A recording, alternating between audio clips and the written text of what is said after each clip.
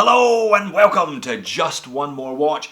If this is your first time here, a special hello to you. My name is Jody and I love watches. If you also love watches, you should probably subscribe by hitting the button on your chosen device. Now, one of my favourite all-time watch brands is Casio. I grew up on Casio watches, but I've never grown out of Casio watches. I just find them so appealing. I've got a bunch of them in my collection already, and it seems that I add 2 or 3 with every year that passes. Most of them are just so economically viable. One of my favourites is this one, the Casio A168. It is the stainless steel braceleted version of the classic F91W, and I wear it quite a lot, but it is not perfect. It's very, very small, 33.5mm in diameter, super thin, only about 40 odd grams, and the LED backlight is nothing short of pathetic. Just before Christmas, I purchased this one. Very similar looking, but a little bit larger, a little bit heavier, and with a fantastic rather than pathetic backlight. These are $18.50 on Amazon. I'll leave a link to that one in the description of the video. So, is it going to replace the A158 in my affection and my collection? Let's flip the camera and find out. Now, as much as I love Casios, it has been about 6 months since I last reviewed one. I think the last model I looked at was the little Forester, the $19 outdoorsy analog number. So let's get stuck into the box. Different packaging today. Now this seems to be new for Casio. Little plastic display case, not the usual blue box, and in it we shall find the watch. Hang tag giving the model number and a comprehensive instruction manual tucked into the bottom of it, which of course I have no intention of looking at. And there's the A168, or to use its full title, the A168 WA-1WDF. Catchy as always from Casio. Now I'm clearly making a case for this one being a larger alternative to the F91W and the A158, but don't get me wrong, it's still not a big watch.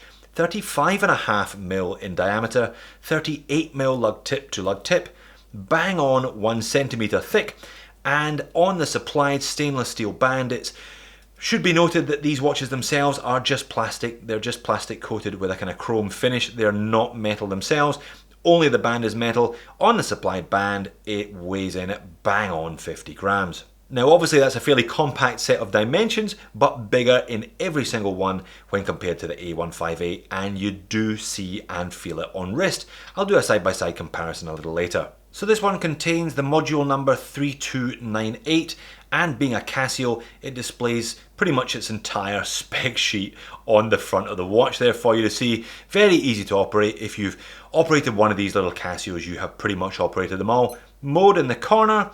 First of all, we have a single alarm, then we have stopwatch, operated start and stop, and then reset using the light button. Next pusher, we're back to the time. It really is all that you really need on a watch and nothing more. As you can see, we have the day of the week and the date of the month there. It's not a perpetual calendar, so you are going to have to adjust this one occasionally. Now, water resistance. Water resistance means 30 meters. Now that means it isn't particularly suitable for swimming. I wouldn't recommend this one for swimming. It's okay for doing the dishes and if you get caught in the odd rain shower.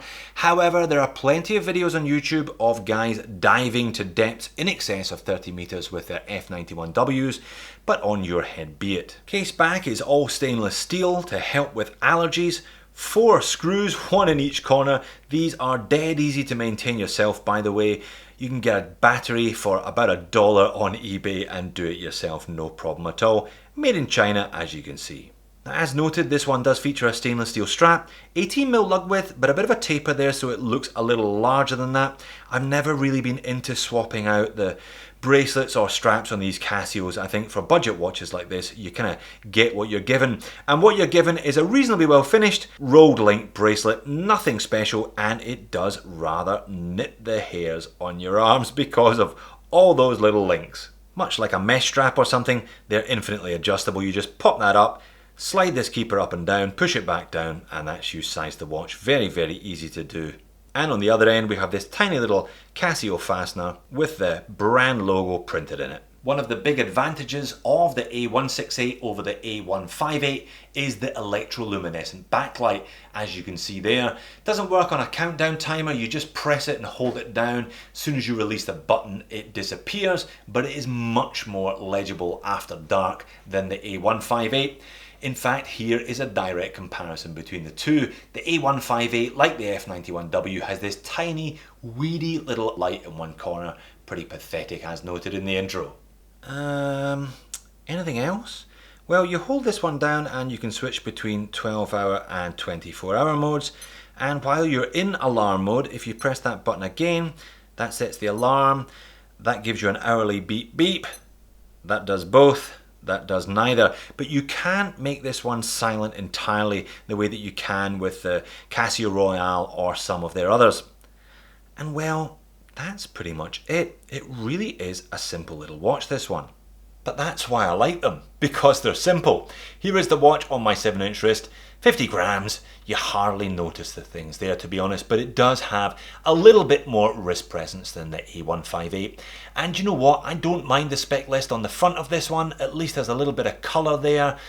Red, yellow and blue, adding a bit of visual interest to the dial. And zoomed out for perspective, I don't think 35 point something is too small for me. It's really nice wearing one of these watches occasionally. I refer to it as a kind of form of horological grounding. When you get bored of complications, it's great to pop one of these little Casios on. Such simple little watches, but that's the essence of timekeeping really, isn't it? And taken outside into some natural light, it's just as fun as it is in the studio. All those colours on the dial, all brushed finish, and that shiny chrome style case, I think, all complementing each other nicely. It looks like a Casio. It doesn't look like anything other than a Casio and wears very well, as noted. I wish more people would buy these rather than Daniel Wellington MVMT and all the other overpriced that they buy instead. And that's it side by side with the A158, noticeably larger in all areas and noticeably a little bit more colourful. So not a lot to dislike about this little charmer then, a worthy addition to my collection and potentially to yours. The only disadvantage I can see with these Casios is that they have virtually no resale value if you intend to flip it. I mean, how do you flip a $15 watch anyway? It'll cost me more in postage than the profit I would receive from it. Never mind, it just means I've got to keep them all. So there you have it, the Casio A168. It is doing all the things for me that I thought it would do. A little bit chunkier, a little bit bigger than its A158 little brother. That multi-link bracelet does nip a few extra hairs from your arms though, so do be warned about that. But I think on balance it is well worth it, especially when you add in an excellent rather than a pathetic backlight. Thanks for watching, see you in the next video, which will probably be a Casio.